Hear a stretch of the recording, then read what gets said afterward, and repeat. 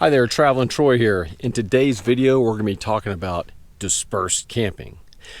So, what is dispersed camping? Well, basically, it is camping on kind of open land, public land, usually the BLM land, the Bureau of Land Management, or on forest land, where it's open area and there's usually not any public facilities there, like restrooms and trash pickup and things like that. So you have to handle everything on your own when you get there.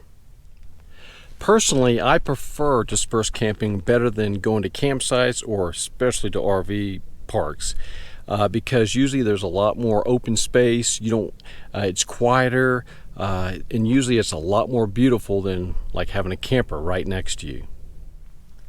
Well, before we go any further, I'd like to thank all my new subscribers to my YouTube channel. We're closing in on 10,000 subs. That would be really awesome to hit that. If you haven't already subscribed, go ahead and hit the subscribe button down below. Click the little bell if you want to get notifications of new videos. And yeah, let's go check it out. Well, first, I was under that tree back there. That's a nice little shady spot. Sometimes I'll grab my chair and go sit out there and read. Really nice spot. Over there, we got the sun up there. So there's this little road with the turnaround here. And then over there, there's like a OHV trail. I think it's called Outlaw. It goes that direction and goes for a few miles. So we're right here at this turnaround, and it gets a little busy 2 or 3 times a day, but most of the time it's not a problem. And then here's my campsite. This is my dispersed camping area. I'm currently in Sedona, Arizona. And way back there are the Sedona Red Rocks.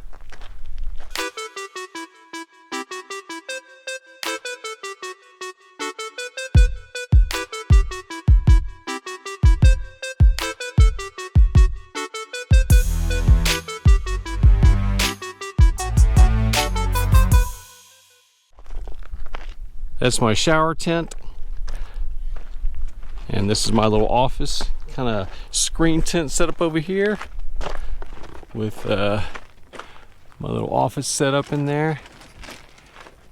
Now, right now at this time of year, sun's coming up over there, and then it goes and sets down over there. So strategically, what I do is park my van to where my main wall, my main insulated wall, is parked this direction so that all the sun hits that wall and keeps the van cooler.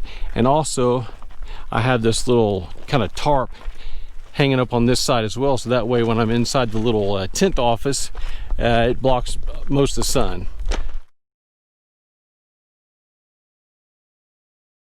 So you're out camping on dispersed land. What are some of the must-haves for dispersed camping to where you can stay out for 7 or 14 days? Well, one very important item would be solar panels. Very dirty solar panels at that. You want as much solar as you can get if you're going to be doing a lot of dispersed camping. This will help charge your batteries up and give you power for lights and charging up your devices and all sorts of things. Well, if you're in a van, another must-have if you're going to be doing dispersed camping is a kind of a privacy tent like I have here, so you can get a shower. Most camper vans don't have, or most self-built vans don't have showers, so this is what I do. So this is basically a personalized tent. It's an Ozark. And yeah, this is where I take my little showers. I call them showers, but they're actually little standing baths. I have 2 containers there that I have water in, and I use them to scrub with the wash rag. Then I have my towel here to dry off. Okay, so this isn't necessarily a must-have, but this is an Ozark Trail screen tent that I'm currently in. It basically keeps most of the bugs out, flying bugs anyways. And I use it as a little office. There's my little office setup. Got my iPad there that I do most of my do video editing with that, and some other online businesses I'd use that with. I picked up this Ozark screen tent as well as that shower tent or they call it a privacy tent. I picked them both up at Walmart. I think this was like 70 and that was like 50 or something like that. But man, do they really come in handy being in dispersed camping. I mean, there's nothing worse than like when I'm over there sitting there reading and I'm like swatting the bugs away. You know, you got flies, you got mosquitoes, and you've got, you know, bees, wasps, yellow jackets, whatever. When I'm in here, I'm kind of at peace. Like for instance, look. Okay, that bug made it in. Some bugs can crawl in. So this screen tent was made without a base, without a floor. So when the wind blows, there's a gap here.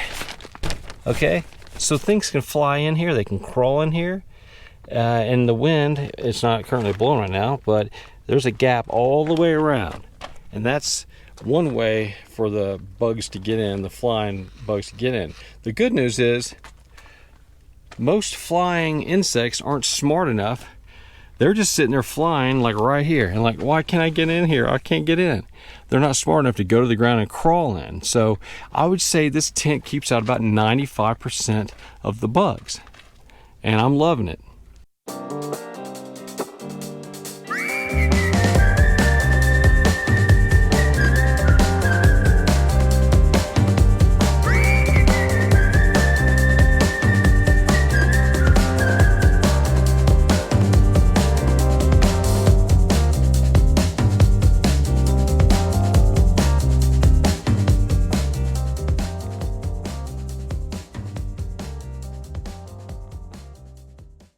Well, one of the negatives about dispersed camping is you don't own the spot. You haven't paid for it.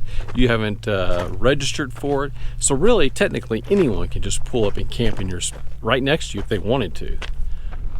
But let's take a look at this. Look at all this wide open land. There's so much area here where people can park anywhere. It is the most frustrating thing when someone comes and parks right next to you. For instance, here's my camping area. There's this little bitty trail going that way, a little road. Someone could slip in there. That's why my tents are placed there. That is the most level spots. That's why I'm over there. My tents are placed here to keep people from going back there and trying to park over there. Now, someone could easily come up here and pull into this like nice big open area right here. They could do it and I couldn't really say anything about it. I think they would be complete jerks if they did because of all this open area. Why would you want to park right next to someone when you have all this open area available? Okay, another must-have, I believe, while dispersed camping, binoculars. You have all this open area and it's just so cool to pull your binoculars out and like the Red Rocks over there, I see something white over there. I can just go on my binoculars and then kind of zoom in there and take a peek. Oh look, there's a camper van over there. Huh, how do you get over there? So if you're gonna be doing dispersed camping, usually the roads are a little bit rough. They're not like kept up with too well. Don't get me wrong, they're fine, but for regular passenger vehicles or regular passenger vans, it could get a little rocky. And there's some pointed rocks that could probably bust right through your tires. So I would suggest as another possible must-have is a tire upgrade. So here's my BF Goodrich tires. These are actually the mud terrain tires, and they seem to be handling the rocky roads pretty well.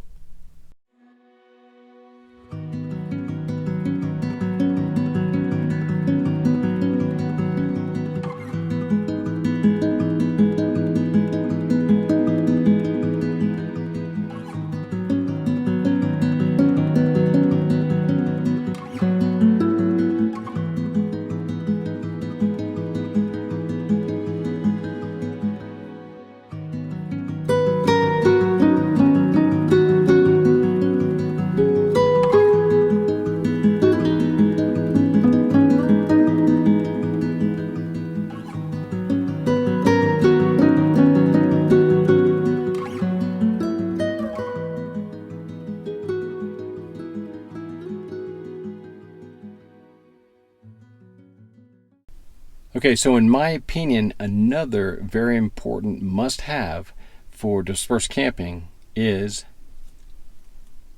no, not the TV, not the TV, but I'll probably talk about that in my next video or two. I'll talk about that. No, a very important thing you need to have, or should have, or must have, is a porta potty. There's mine, a Thetford porta potty. This guy will allow me to stay at a camping area for up to 14 days, usually 10 to 14 days. So on dispersed land, camping in a forest or on Bureau of Land Management areas, you can usually camp to up to 14 days. So it works out perfectly. I'm only allowed to camp there for 14 days. My potty lasts about 14 days before it needs to be emptied. So that's fine. I do my 14 days, I go empty it, bam, go to the next campsite. But I can't tell you how awesome it is just having a potty. I don't have to worry about, going out in the middle of the night to use the restroom, or early in the morning, go digging a hole or whatever. It's just right here all the time. And because I keep it in this little box, well, first of all, I have chemicals inside here to keep the smell down. Then it stays in this little box as well. So you don't really smell much of it at all. Okay, so this next one isn't necessarily a must-have, but it surely is an awfully nice convenience. It's the sink. This is my sink, and I have a hand pump, and it drains down to my 6-gallon water jug, gray tank down there. I have a 7-gallon freshwater tank that feeds it. But the nice thing about having this is when you're dispersed camping, I don't know, it's just nice to be able to wash your hands for real. Of course, when I wash dishes, I do like everyone else. I will get a napkin and I'll wipe off as much of the excess food as possible and throw it in the trash, which later means the trash becomes smelly. But I wipe it off first, and that way I use a lot less water when I'm cleaning dishes. But I still like to clean my dishes and wash my hands here. An awfully good thing to have in your van. And it's for me, it's a must-have. When I first started my van build, I lived in it for a while without having this sink in here. For like 2 years without having it. I wouldn't go back now. I love having a sink. Okay, so if you're going to be dispersed camping for 17 or 14 days, I think a refrigerator or a freezer or a combination or both is a great thing to have. It's a must-have. Sure, you can have a cooler, but the ice is going to last maybe if you're lucky 3 days. So you have to keep going back and getting ice, or you have to keep going to the store. If you want to do dispersed camping the right way and stay out for 7 to 14 days, you want to get a refrigerator. That way you can keep things cold, or a freezer, and you can freeze things. And also, let's say you make a meal and it's a big meal, and you're going to cook one time and then eat off of that for the next 4 or 5 days. Well, you got the refrigerator that you can store that food in. Refrigerator, a must-have. Okay, so here's a look at my Dometic fridge. I've got the cover on it, and I usually put a bedspread or a cover on top of it to keep, if I have the windows open. I usually keep this one closed to keep the sun directly on it, but I put a cover on too for more extra insulation. And then there's the fridge. You can fit all sorts of goods in there, and it is extremely nice to have when you're dispersed camping. Okay, so for me, another dispersed camping must-have are skeeter beaters. So there's a look at my skeeter beaters.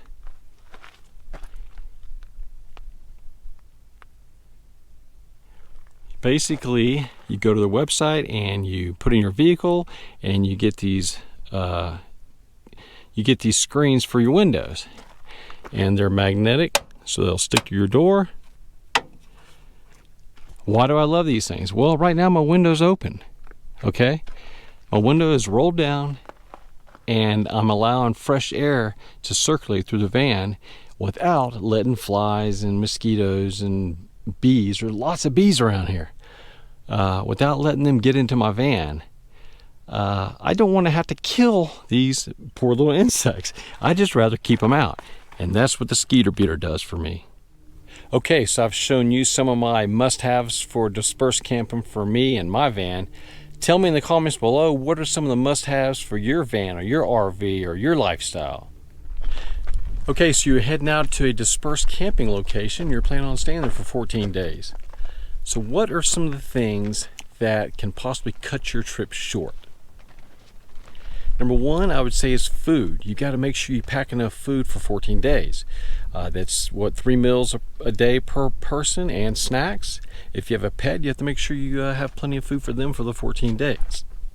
For me, with my van, I always stock up my pantry filled with food, and then when I know I'm going to be in dispersed camping, I'm going to be there for 2 weeks or so, my front seat gets all the excess grocery bags. So as I use things in the pantry, I can come up to the front and get things out of the pantry. Now, if I'm going to swivel my seat around and use my use my chair as an office, let's see if it's raining outside, typically I'm going to use this. So I don't really need my my swivel chair and my little indoor office setup.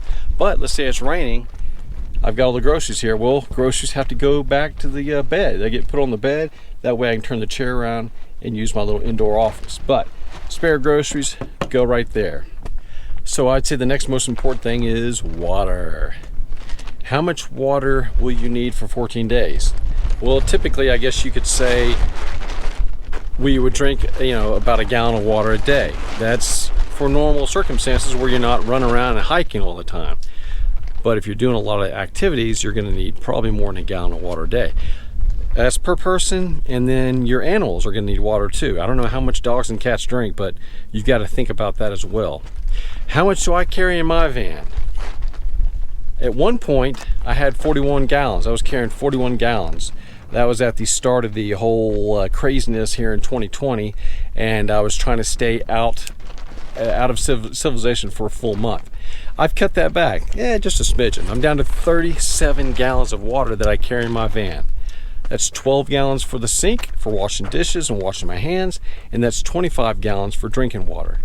Now, that's way more than I need for 2 weeks, but if I'm out hiking a lot, I'm going to drink a lot more, and I just like to have extra. And plus, once I leave this location after 14 days, I have water to get to my next location, or when I find the next store, I'm not like, oh my God, I got to get water immediately because I'm out. No, I'm usually like, 5 or 10 gallons of water still available. And the last thing, in my opinion, that could cut your trip short when dispersed camping for like a 14-day period is trash. That's probably the one I struggle with the most.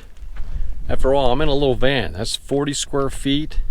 If you set your trash outside, rodents, animals, ants, bugs can get in there and make a mess out of it. When you go dispersed camping, you've got to pack out. You pack out whatever you take with you, whatever trash you accumulate, you've got to pack it out and take it with you.